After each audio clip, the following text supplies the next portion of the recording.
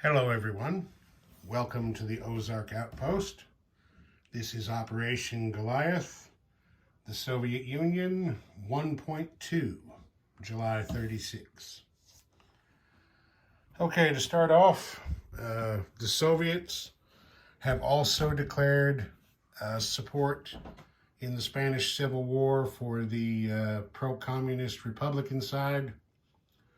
The Soviets do not have to spend any money to do this. They just make their declaration. One of the things, just like Germany, it allows them to send a commander to assist the Republican forces. Now,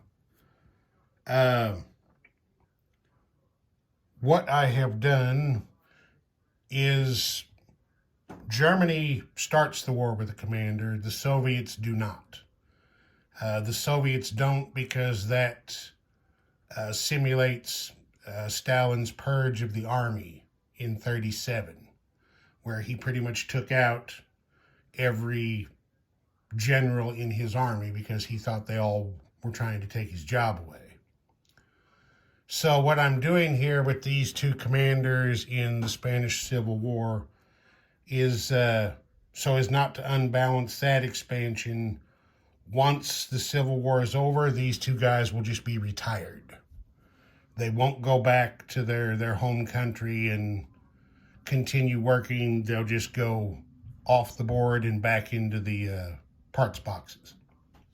So there's the Soviet commander in Madrid. That's that for the moment. Oh, I'll bear back up. Two things or three things that declaring support for the Republicans allows the Soviets to do. It's over here, I think we can see. It allows them to send a free light armor to Madrid one time during the game in lieu of Lend-Lease. It also allows them to send one free supply marker to the Republicans per turn with no effect on Lend-Lease. And in addition to sending that supply marker, the rules give Moscow one free ruble per turn, which will be added on when they collect their income. So there we go with that. There's one other effect, but it comes in later. The Republicans will also get one extra recruitment role because of the Soviet support. Okay, now we're going to have a bit of influence, a little diplomacy. Over here on our diplomacy chart, you can see, where are they? Where are they? They're there somewhere. Here it is. Mongolia is in the number 2 spot pro-Soviet. So they're going to roll to try to influence them. And then Afghanistan is not being influenced by anyone, so it's actually neutral at this point. So the Soviets are going to spend one to try to influence them.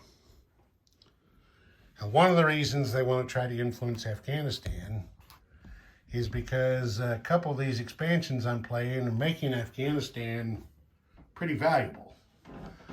The China at war scenario puts an opium marker in Afghanistan, which is worth 1 IPP to the Soviets if they can capture it. There's a couple of oil reserves there, a couple of units, and a palladium resource marker. And if I remember right, palladium gives the possessor an extra tech roll per turn. Let me just look real quick. No, palladium's plus 1 IPC. I was wrong. So that would be 2 more rubles per turn if they can ever align Afghanistan. Of course, if they influence them at this point, they would just be controlled. So let's get over here. We'll do Mongolia first. Since Mongolia is pro-Soviet, we're looking for a 3 or less. Miss. Afghanistan is neutral, so we're looking for a 2 or less. That is also a miss. No joy there. Okay, purchase units. The Soviets are lend-leasing 1 infantry to Haile Selassie in Abyssinia. They're purchasing 1 infantry for themselves. And then after their influence money, all their 8 rubles is spent. Okay, covered the free supply to Spain, the free light tank, the Moscow, okay. The Soviets are not doing any combat. Of course, they can't. They can't go to war with anybody until 39. Non-combat movement, there is going to be a bit. We're going to shift some forces around here a little bit. I think you can see everything here. Okay. This infantry from Amur is moving 1 space to Primorsky Krai. So there will be 2 guys there. This infantry from Yakutsk is moving down to Amur. This cavalry from Novosibirsk is going 2 spaces to Buryata. This infantry from Novosibirsk is going 1 space to Angara. This infantry from Western Kazakhstan is going 1 space down here to Turkmenistan. The motorized infantry from northern Kazakhstan is going to go around the desert. Oh, wait a minute. He's got to drive into desert there. So he can't. So he'll only be able to go 1 space to western Kazakhstan instead of his normal 2 because he doesn't have enough movement points to get into the, the Karakum desert there. All right, well, no problems. Here, this infantry and this cavalry are moving from northern Caucasia to Transcaucasia. So get them down there. And over here, this infantry and cavalry from Western Russia are moving into Karjala. The infantry from Northern Russia is also moving into Karjala. So there's 2 infantry chips there. Take those 2 guys off. The cavalry moves up. And this light armor from Smolensk is going 1-2 spaces into Leningrad.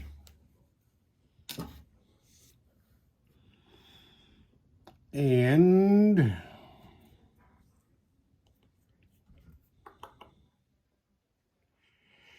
we're also, well, no, it's not time for that yet. Yeah, that's going to be it for Soviet non-combat. Okay, Spanish stuff down here. Zoom in just a little bit. There, we can see a little better. There's going to be 1 combat. These 2 infantry in Murcia, Valencia are going to attack a single infantry in Andalusia. They're going to be supported by the fighter and medium bomber out of Madrid.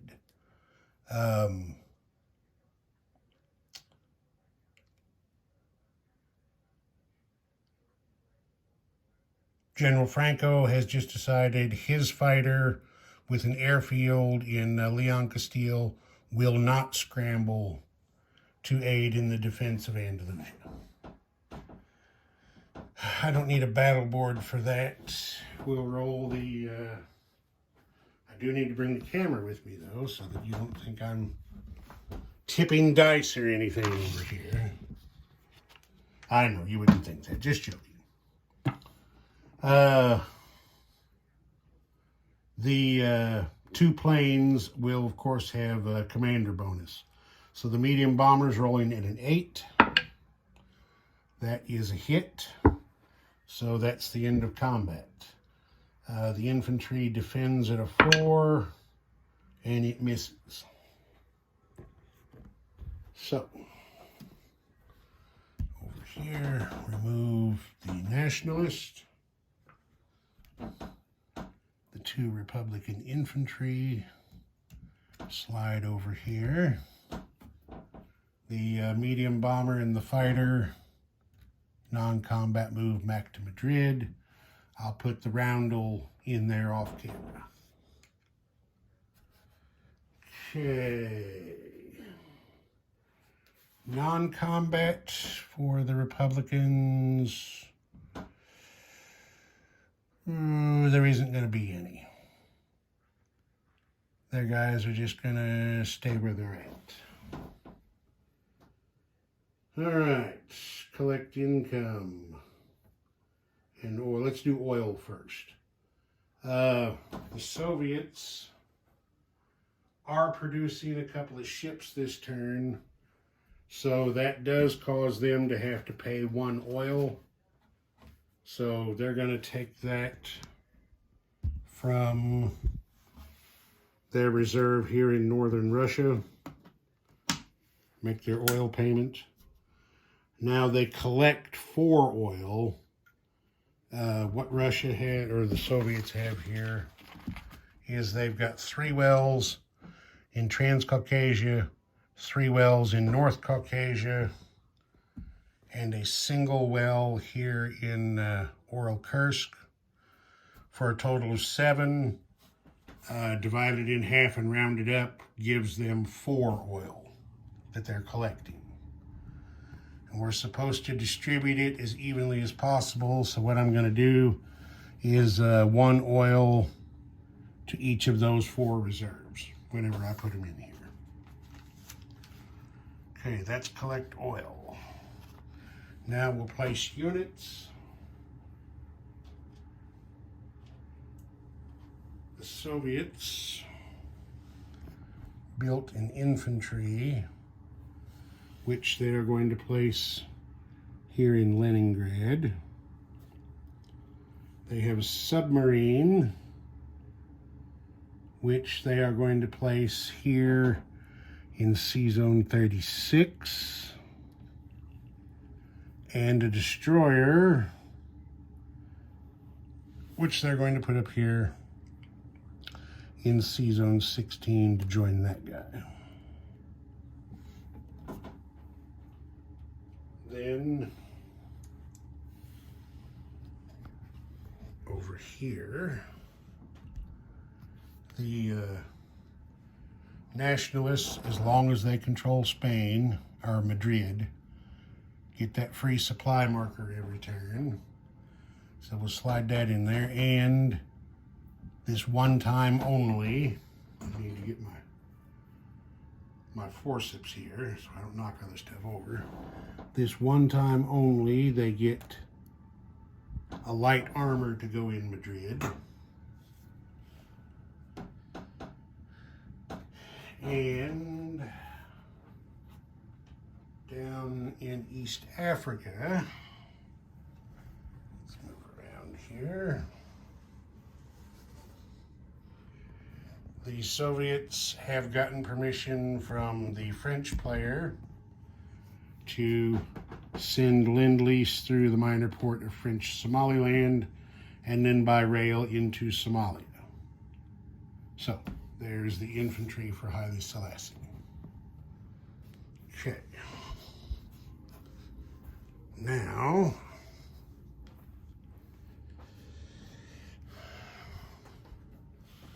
recruitment roll for the Republicans. They have 1, 2, 3, 4 land zones.